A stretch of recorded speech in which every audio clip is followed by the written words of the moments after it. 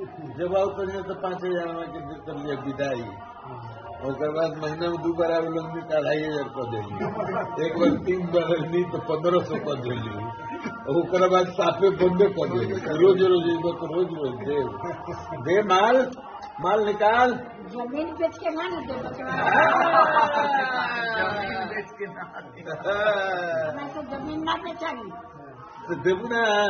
जमीन दे दी मैं कनकी के काट दिलू है ले दिलू कुछ कुछ नहीं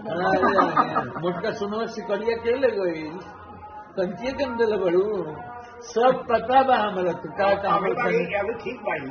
हमारे संग का तू कांड कर रहल बड़ू मैंने वो खाड़बा पर के छू के कुछ ना हाँ तू के दे देगा तू मोटका सिकरिया दे दे कनकी के सिकरी हमारा हमरा अखिया नोखिया डाल के बतिया की करे के दिलू तो कहाँ रख ले बड़ू कहाँ रखी तो गिरो नहीं गिर पर बिगा गई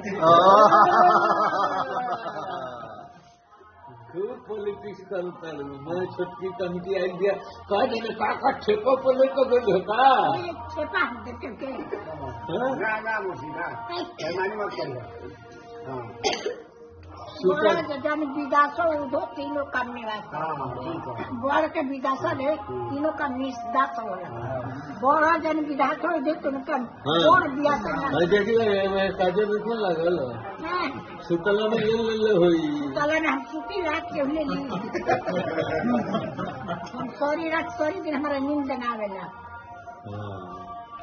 तो आइल भी तरह के पटना ले जाए खाती पटना हमारा में कैसा वो कहते हैं पटना ले के जाए मुँह तो पहले मैं लिखवा ले खेत जगह जमीन अपना गाना तो जाइए अपन खेत बाड़ी देखो जमीन देखो सारा के ले जाए खाते जो छोड़ी ना हमारा नहीं देगी अपना बुलक बनी हित में अधी में दबात में भैया अरे बेटी अपना पतो क्या जेबू नू ना हमारा नहीं देगी चलो भरे चलो